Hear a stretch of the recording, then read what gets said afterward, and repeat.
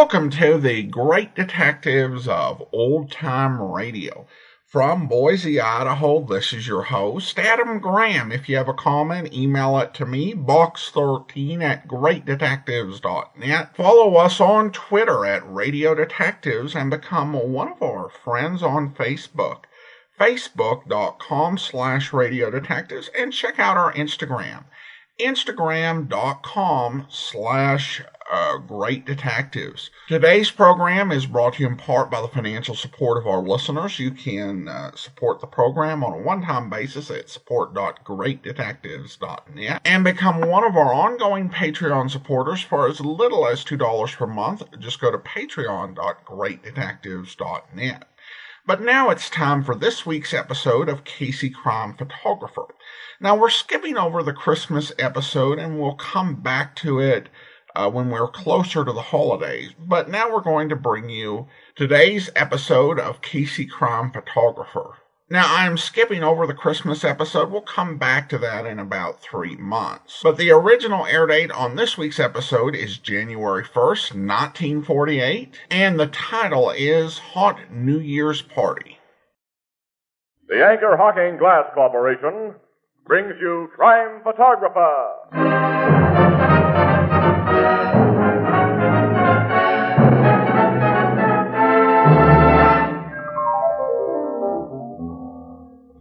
Happy New Year, Casey. Happy New Year, Ethelbert. Same to you, Marvin. Hey, you know this 1948 is going to be a great year. Why so? Well, don't you know? It's leap year. And just what can leap year mean to you? Why, I'm surprised at you, Ethelbert. Don't you know that means an extra Thursday? So what? So what? That extra Thursday gives me an extra chance to say that Anchor Hocking is the most famous name in glass.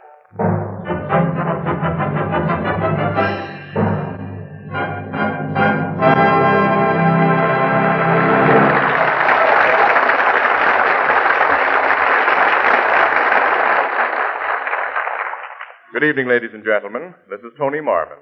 Every week at this time, the Anchor Hocking Glass Corporation of Lancaster, Ohio, and its more than 10,000 employees bring you another adventure of Casey, crime photographer, ace cameraman who covers the crime news of a great city.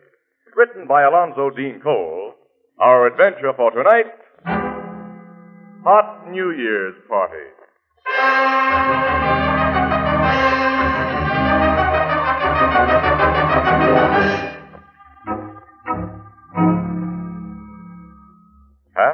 Nine on the morning of New Year's Day. And to some people, that hour on that day can be very bleak and dismal. Ethelbert, the head bartender of the Blue Note Cafe, is obviously not one of those unfortunates, for we find him in the morning. Oh, what a beautiful thing. Hi, Walter. Yeah, Bring up 2 more bottles of aspirin. They're going to be our best sellers today. okay. Oh, what a beautiful... Well, look who's here.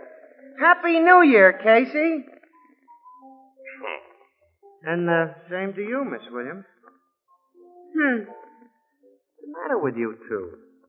Ask Walter to bring us a couple of cups of coffee, pal. Strong and black. Uh-oh. And slip me an aspirin tablet. Make that a double order. Oh. Hey, Walter, draw 2. Coming up. What's Herman Chittison doing here? Practicing at this hour in the morning? He couldn't get home on account of the snow. He slept here all night. Oh. Here's some special headache medicine for you to stay out all night. We haven't been stay out all night. I know. Like good, sensible folks, you left the party early, just before daylight. And then you got all of an hour's sleep before you had to come to work on an 8 a.m. shift. He's a wise guy, Annie. Yeah. You should have been like me. I wasn't on duty last night, but did I spend my leisure time in idle revelry? I did not. At 12 o'clock, my sister Edna and me wished one another a happy new year over a glass of good, healthful milk. Then I retired and enjoyed a fine, refreshing sleep. So, on this beautiful morning, you find me full of vim, vigor, and vitamins. Have another aspirin. on the house. Shall I kill this guy quickly, Annie? Listen, Vim, Vigor, and Vitamins, the reason Miss Williams and I feel beat up is that ever since a few minutes after we reported for work this morning, we've been inhaling smoke. Smoke? There was another warehouse fire this morning near Chatham Circle. That's the only New Year's party we've attended, and it was a red-hot one, too. Bad fire, huh? Yeah, plenty bad. Oh, here's Walter with our coffee. Oh, thanks, Walter. Happy New Year. Boys, and welcome, too. Thanks, Walter. Okay.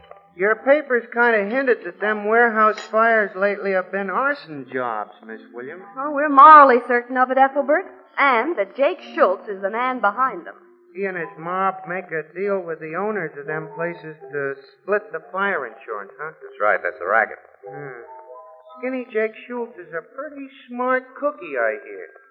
Neither the cops or the fire inspectors has ever got anything on him. Yeah, well, if he's behind the torch job we just covered, he isn't so smart.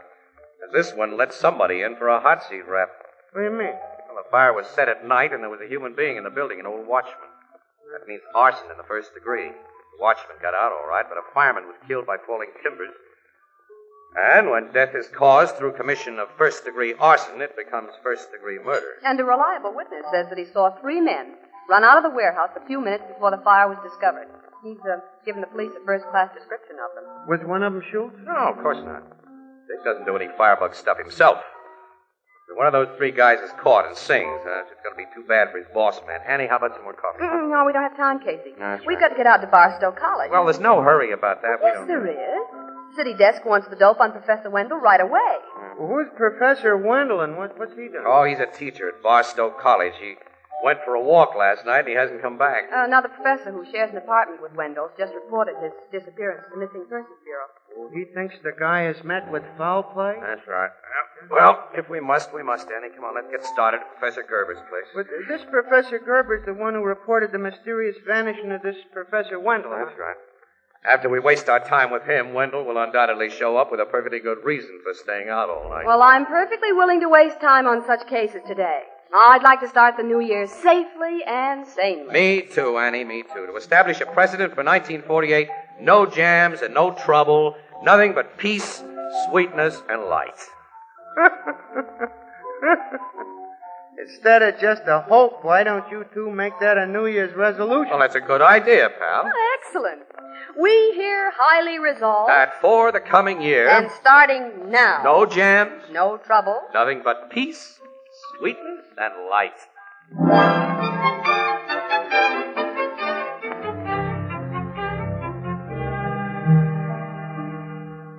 Professor Wendell and I have shared this apartment for over 5 years, Miss Williams, ever since he lost his wife. I know him, and I'm certain he wouldn't stay out all night without notifying me if he was able to do so. Oh, when did you see him last, Professor Gerber? He attended a New Year's party at the Teachers' Club, a most decorous affair, I assure you. Shortly after toasting the arrival of the New Year with a glass of sherry, he left saying he was going to take a bus to Chatham Circle. Chatham Circle? He liked to wander around there. That's a tough neighborhood. I know it, Mr. Casey, and I have repeatedly warned Professor Wendell to keep out of such neighborhoods, especially after dark. But to him, they were most interesting because of the criminal element he found there. He was interested in the criminal element? Very much so. Frankly, instead of the brilliant authority on ancient civilizations which Professor Wendell has been for many years, I am certain that he would rather have been a private detective. An amateur Sherlock Holmes. He more particularly admired a fictional character called Dr. Thorndyke. Casey, if he was snooping around Chatham Circle early this morning, he may have seen something he wasn't supposed to see. Yeah, that warehouse fire was started early this morning, Annie. A warehouse fire? Look, will you give us a description of your friend, Professor Gerber? Clarence Wendell is a small man, about 5 feet 3, I should say, Yeah. and he weighed not more than 130 pounds. He had light blue eyes, thin gray hair, and wears gold-rimmed spectacles. Last night he wore a dark blue overcoat, black felt hat. Casey. Professor, did you give that description to the cops when you reported him missing? Oh, of course. I gave them a photograph of Clarence. And it didn't mean anything to them? Mean anything? Well, it exactly fits a witness description of one of 3 men who ran out of the Chatham Circle warehouse early this morning, just before it caught on fire. I don't understand. Well, the Missing Persons Bureau men who talked to Professor Gerber wouldn't necessarily know about that arson business, Annie. Oh, no, that's right. It's being handled by the homicide squad. Will you please explain? Now, there's more important things to do first, Professor, if you don't mind. Where's your phone? I want to call Captain Logan of Homicide and get him to check with Missing Persons right away. That's all you're going to do, Casey. Just phone. Remember our New Year's resolution.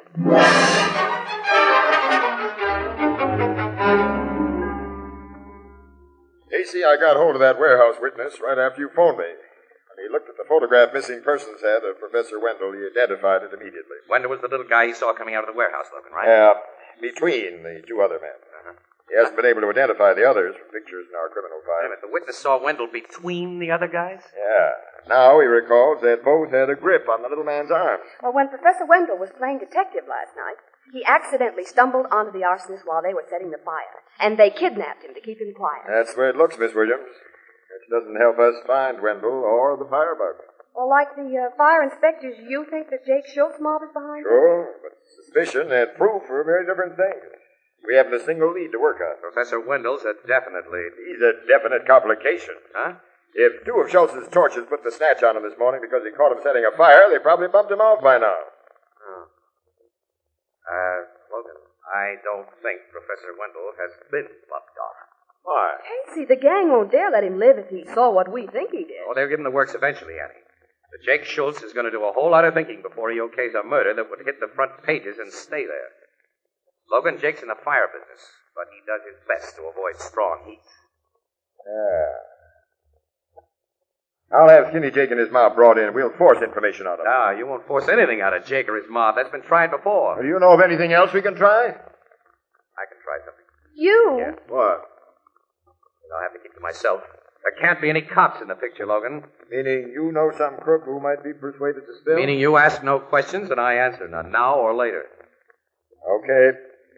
Help me find Professor Wendell alive, and you can write your own ticket. Attaboy, Logan. Thank you. I'll get started right away. Now stick around your office here, and I'll phone you after I make my contact. I'll be near the phone. So long. Oh, I'm going with you. See you later, Captain. Okay, Miss Williams. And carry your luckiest horseshoe, Casey. Yeah, I guess I'll need it, pal. Oh, what are you going to do, Casey? Annie, I'm going to leave you as soon as we reach the street door. Not unless you tell me what this is all about. Look, kid, I can't tell anybody. Well, then I'll trail you. Well, if you do, you may wreck the one chance of finding Professor Wendell alive. Okay. Well, just tell me one thing, off the record. Where are you going? Completely off the record, Annie. Nick Morrow's Tavern. Oh, the Schultz mob hangs out at Nick Morrow's. Jake Schultz owns the place. Yeah? Casey, you'll be sticking your neck out down there. Quite a few of the mob know you. Schultz knows you. I'll be okay, Annie. Well, maybe. Resolutions are so easily broken, Casey, we should only have hoped for a safe and sane 1948.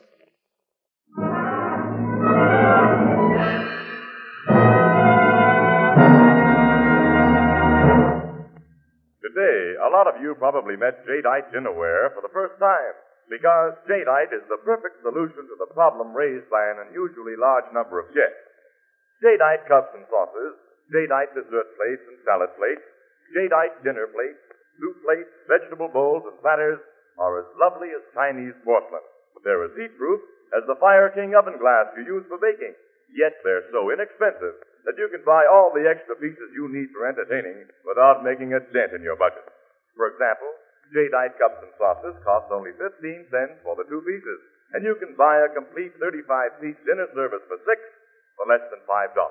Now, you'll find jadeite dinnerware at chain stores, hardware stores, department stores, and all other stores selling chinaware and glass. Ask for jadeite by name. Now it's spelled Jadeite. Jadeite, newest triumph of anchor hocking. The most famous name in glass.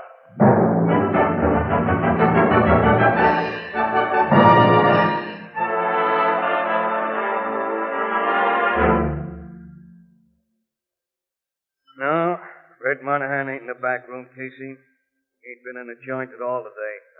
Well, I'll stick around, Nick. You'll probably be in later. Give me a beer, will you? Okay. Bar to a big New Year's business last night, Nick? I can't complain. You still running with the cops, Casey? Nick, I don't know what you mean. I'm a newspaper guy. Sure, I know. Here's your beer. Thanks, Nick. What do you want to see Red Monahan about? If it's any of your business, Nick, I want to thank him for the Christmas card he sent.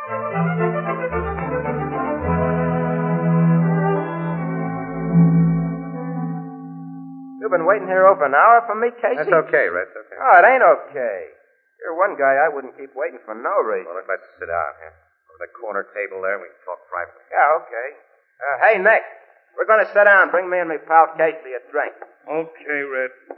Come on, Casey. It's good to see you. Here, take the load off your face. Now, what's on your mind? I'm going to ask a favor of you, Red. Favor? Yeah. I owe you a debt, fella. One I can't ever pay. My only kid would be dead if it wasn't for you. I'll never forget how you pulled her out of the river when she was drowning. Here's your drinks. Oh, thanks, Nick. That's all, Nick, thanks. Tell me, what can I do for you, Casey? And I'll give it to you quick and straight, Red. I want Professor Wells. I don't know what you're talking about. Yes, you do. I know how close you are to Schultz. Nick, I give him a word. That the cops don't know and won't know that I'm talking to you. All I want is that little professor, and I want him alive. I ain't got the slightest idea what you're driving at, pal. I swear I ain't. Say you owe me a debt, Red. Under ordinary circumstances, that's a debt that only a heel would try to collect. But under these circumstances, I ask Wendell's life in exchange for your kid. I can't give it to you. Because he's been killed? No, he ain't been killed. I tell you, I don't know anything about him. You can't lie to me, Red. Look, you're a crook, but you're not a murderer. If you don't tell me where to find Professor Wendell, you'll be committing murder right now, just as surely as though you held a gun to the guy's I head. ain't even seen the guy, Casey. I won't see him. You know what I mean. Keep your nose clean, fella. I ain't no squeal. I don't rat. You're ratting on a debt. You owe me a life. Okay, Casey, you win. I'm coming clean with you. But I had no part in anything that happened this morning. Where is the professor? Being kept in an old house out in Bristol Road. While Schultz makes up his mind when and how to bump him over. Where on Bristol Road? East of Old Turnpike. Third farmhouse on the right-hand side. Third farmhouse on the right, Yeah, yeah? now get out of here, Casey. It's curtain for me if the mob finds out that I told Nobody will ever find it out from me, Red. Thanks a million and so on. So, What's the matter? came out of the back room with two guys in the mob. Hello, Red. Hi, Jake. Hi, Maury. How's Vic, Sam? Yeah, hi. Casey. I haven't seen you for a long time. Well, I haven't been around your way, Schultz. Nick phoned me a while ago that you were waiting here for our pal Red. Knowing how he feels about you on account of his kid, I decided to come over. Who, in the back way? Uh-huh. I've been sitting in the back room, listening through the wall. Listening. You hurt? Yeah, plenty. Walk into that back room, both of you. Your hands in sight. Get going. Okay. Yeah.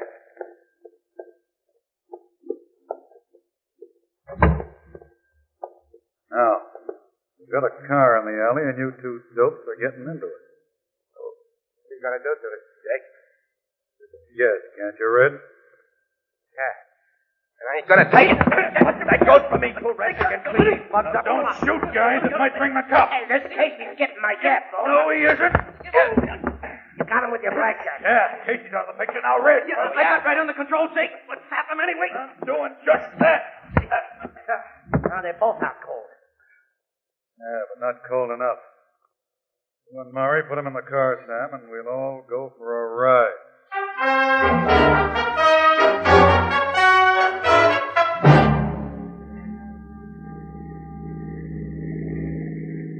That's a good spot, Sam. Stop the car. Okay, boss. Well, Red, this is the end of the ride for you and Casey. Hey, they can't hear you, Jake. Huh? When you socked them back in Nick's joint, you done an A1 job. Still out, eh? And how? All right, pull him out of the car and roll him into the ditch here. Yeah. Give me a hand, Sam. Hey, Maury. All right. What? Got him? Yeah, got him here. Pull him back. Yeah. All right, now get back in the driver's seat, Sam. You, Murray, give him each a slug through the head. Me? Yes, you heard me. Hey, you're afraid of killing, ain't you, Jake? Oh, I'm not afraid of it. I've just been smart enough to keep myself and you guys clear of it. Now we Well, we've got no choice. But you want someone else to do it. I'll do it if you haven't got the guts. Get back in the car. Yeah, that suits me fine. Hey, where you getting into? I'll shoot from here. Sam, ready to step on the gas when I do. This is the private road. I'll be ready. I got the bus gear and my foot on the clutch. Let them guys in the ditch have it, Jake. All right, I'm letting them have it. Hey, a car's coming, boss. From behind us. I see it. Get away, Sam. I'm getting... Hey, you only shot one guy, Jake. I can't do any more shooting now. Get away from that car behind us, Sam. Get away!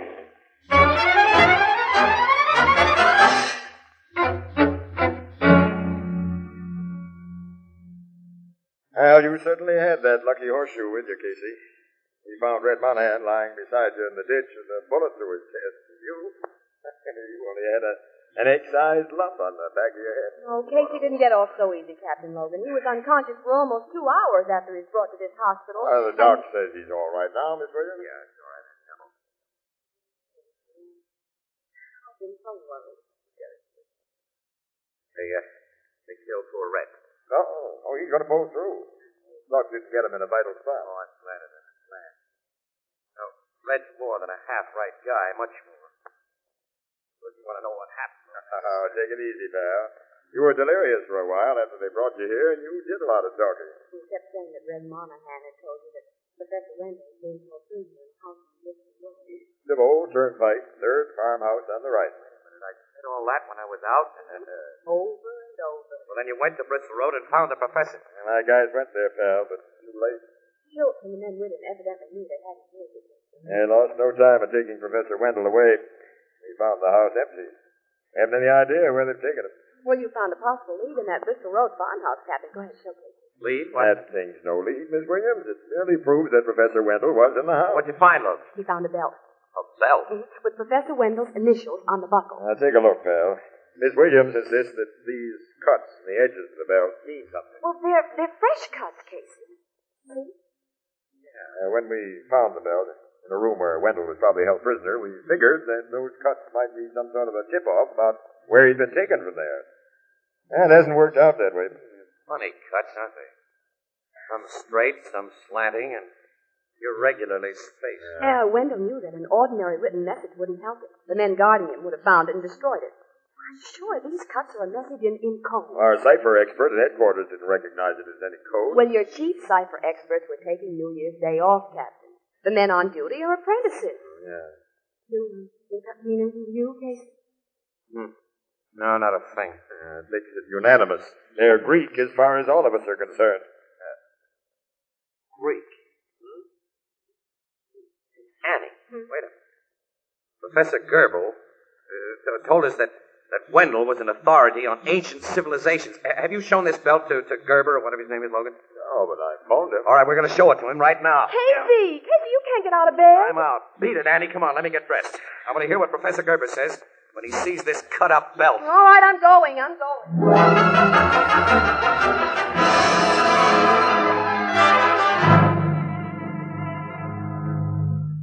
You're right, Mr. Casey. The belt conveys a message. It does, Professor Gerber? Yes, in the oldest secret codes that history records. The ancient Spartans used it to convey secret military information. It is called Citadel. Professor Wendell hoped to bring this to me, Captain Logan. He did, huh? He must have. He knew I'd be able to read a Citadel. Why are you wrapping that belt around your arm? So that I may be able to decipher its markings, Miss Williams. You see, to write a Citadel message, the ancients wrapped a strip of papyrus, long and narrow, like this belt, around a staff of predetermined circumference. Spirally, with the edge of each spiral joining that of another. Then on the joining edges, they wrote the secret information they wished to impart. When the strip was unwound from the staff, nothing but apparently idle markings were visible on its edges. Now, the belt is completely wound about my arm. See, its message displayed? No, not to me. All I see is that the edges of the cuts meet. But the cuts form letters, Captain. Greek letters. Greek, Logan. Ann knows she's been to college. Well, what do they say? In rough translation, they are taking me to Diana's house. Diana's house? Diana was the Roman name for the Greek goddess Artemis. Say, I'm not a shark on the classics, but I get it. So do I, Logan. Well, I don't. Neither do I. Professor Gerber, Annie, the name of Skinny Jake Schultz's best gal friend is Diana. And to get away from the classics entirely, it's Diana McGillicuddy. I never thought Schultz would take Wendell to such an obvious hideout, Casey. Neither did I, Logan, which means Schultz has been smarter than we are. Well, all right, let's go.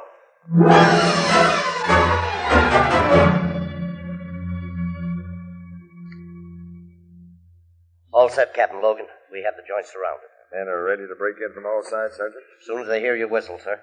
I'll hear that as soon as I get to the front door.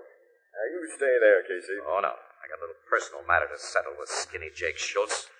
I got a hunch he's in Diana's house. You should still be in the hospital, you Sam. All right, but I'm not. Okay, blow your whistle, pal. I haven't got time to argue with you. It's the dead, guys.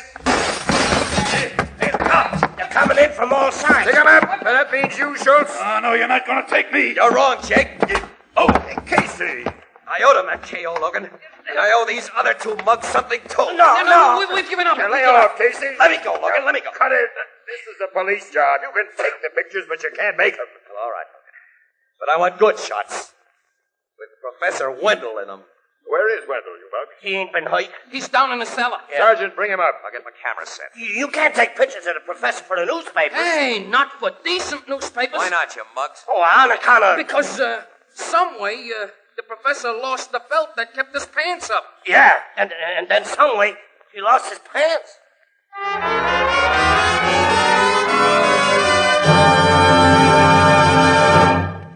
We'll join the crowd at the Blue Note in just a moment. You know, tonight we're nearing the end of the holiday season, and to those of you who are exhausted, here's a suggestion. A good hot cup of coffee, which you can prepare in an instant, without fuss, without work, and without waiting even a minute. Now, I'm talking about soluble coffee, the amazing scientific discovery which makes really delicious coffee available at a moment's notice. Now, all you need is a cup, a spoon, and a glass jar. The sanitary, convenient Anchor glass jar in which most of the better packers of soluble coffee bring you their products. The Anchor glass jar opens quickly and simply. There's no trouble in measuring, no waste from spilling. And even more important, glass jars protect the flavor and freshness of soluble coffee against moisture long after they're open. You'll be delighted by the delicious soluble coffees now on the market, particularly those that come to you in convenient Anchor glass containers sealed with Anchor caps. Both products of Anchor Hocking. The most famous name in glass.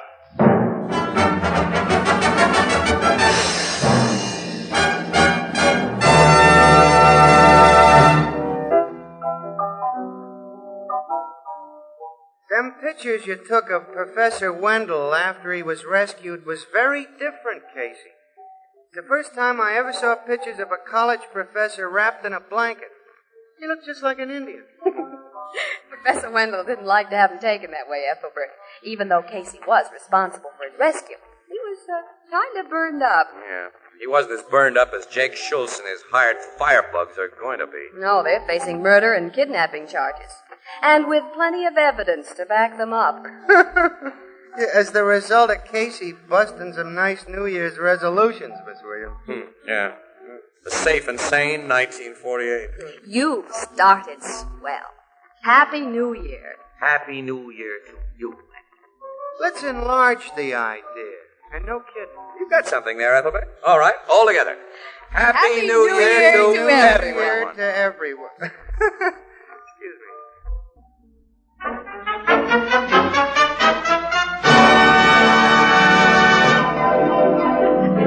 Crime Photographer, starring Stotts Cotsworth as Casey, is brought to you each Thursday by the Anchor Hocking Glass Corporation, makers of Fire King Oven Glass, Anchor Glass Containers, Anchor Caps and Closures, all products of Anchor Hocking, the most famous name in glass.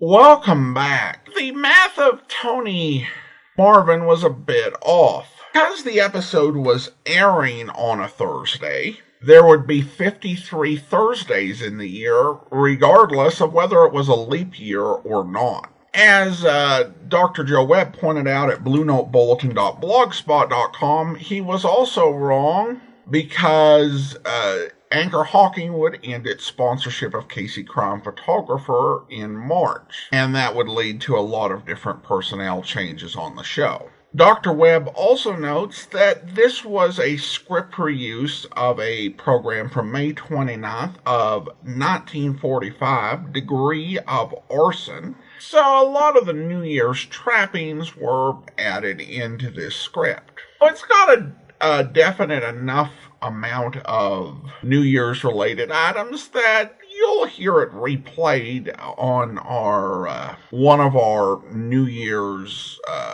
replay specials, though obviously not this year and probably not next year either. One of these days. All right, well, listener comments and feedback now, and have a comment from Joey. Joey writes in regarding the ending of the episode, The New Will. This episode does make you wonder just how a horrible war can cause a person to do dark things, including murder.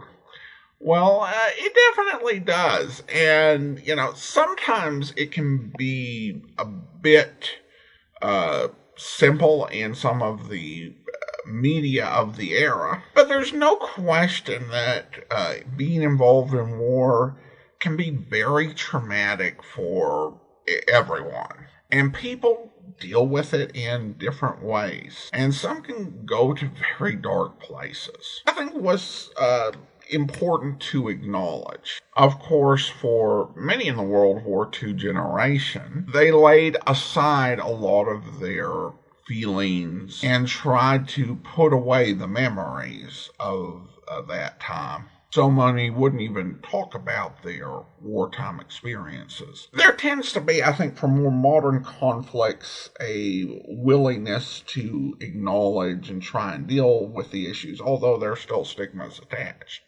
But thanks so much for the comment, Joey. And now we have a voicemail message. This one comes from M, who listens to the program over on YouTube. And she had a question and a couple comments. So I just love your radio show. I wanted to know how to support the detective show. Frequently, I look under there and I see if you're listed with Buy Me a Coffee or how to support the show. So I asked that in the comment section last night. Anyway, keep it up. I love your work. I honor your work. It's a lot of work. You've been doing it forever, and I know you're one of the pioneers. I just want to say thank you. I have cataracts. I can't read. I get a hoot out of Johnny Dollar. Sam Spade. My total favorite is Richard Diamond because I love it when Dick Powell sings at the end. I love when he sings at the end. Okay, I just wanted to say a pat on the back. Well, thank you so much for the message. In answer to the question, you can support the program via PayPal at support.greatdetectives.net, and we also do the Zelle app to Box 13 at greatdetectives.net, and mail to Adam Graham, P.O. Box 15913, Boise, Idaho 83715. And there are certainly other options out there. There are so many, it's hard to keep track of. There's Cash App and Venmo, and you mentioned Buy Me a Coffee. That's a lot of places to keep track of. So I've kind of kept it simple. With those three options, of course, we have Patreon as well, patreon.greatdetectives.net. And I think that I'm just at a point where I try to keep the setup as simple as possible. And if either of the electronic options don't work for anyone, I do encourage them just to use the P.O. Box. And thank you so much for your kind comments. And I guess, at this point, I am one of the senior old-time radio podcasters out there. There were a few that I know of that were before me. Dennis Humphrey and Bob Camardella. Jim Widner had the Radio Detective Story Hour, and he hasn't put out no episode in about 4 years. Essentially, he worked through episodes of each major detective series, and then went through interesting detective-related episodes of Escape and Suspense. And at some point, he'd pretty much done everything that he wanted to do and moved on to other things, but his feed is still a great resource for all the years it was running. And then Jerry Hendiges, same time, same station. That's one still running, but it's not a podcast. It's streaming over a few different online, and I think some terrestrial podcast as well, and over at his own website. So it's really been a privilege to be able to continue to do this just as long as we have been. So thanks so much for your kind comment. Well, now it's time to thank our Patreon supporter of the day. Thank you to Randy, Patreon supporter since June of 2020, currently supporting us at the Seamus level of $4 or more per month. Again, thanks so much for your support. Well, that will do it for today. If you are listening to this on YouTube, be sure to like the video, subscribe to the channel, and mark the notification bell. Of course, next Monday we'll be back with another episode of Casey Crime Photographer. Tomorrow, though, listen for a previously uncirculated episode of Jeff Regan, where... You were here when it happened? Do I have to go through all that again? If I take you to Wilshire and Fairfax, you do. All right. Mind giving me a name? Regan. All right, Regan. I'm Francie Colby. I'm not used to the name yet. Best wishes. For what? Isn't that what they say when you get married? Yeah. You ever met him? Yeah, in your garden. Doesn't talk much. Heard's that way. What do you want to know, Regan? When it happened, how they did it. Oh, boy. I'll tell you my story, and you pick out what you can use. Let's hear it. It was 2 hours after the ceremony. Everybody was out in the garden for the reception. I don't know where they came from, but there were 3 of them. What'd they look like? They were tall, wore masks. One handled a gun and lined up everybody, and the other 2 had pillowcases. They went down the line and took everything that glittered. Strictly jewelry. Anything big? 20,000 from the rest of them. I was queen. I was wearing a thing called the Colby Group, necklace and bracelet belonging to Bert's mother. What price? 100,000. Ooh. And I hope you'll join us then. In the meantime, do send your comments to box13@greatdetectives.net. Follow us on Twitter at Radio Detectives, and become one of our friends on Facebook, facebook.com/Radio Detectives, and check out our Instagram, instagram.com/Great Detectives. From Boise, Idaho, this is your host, Adam Graham, signing off.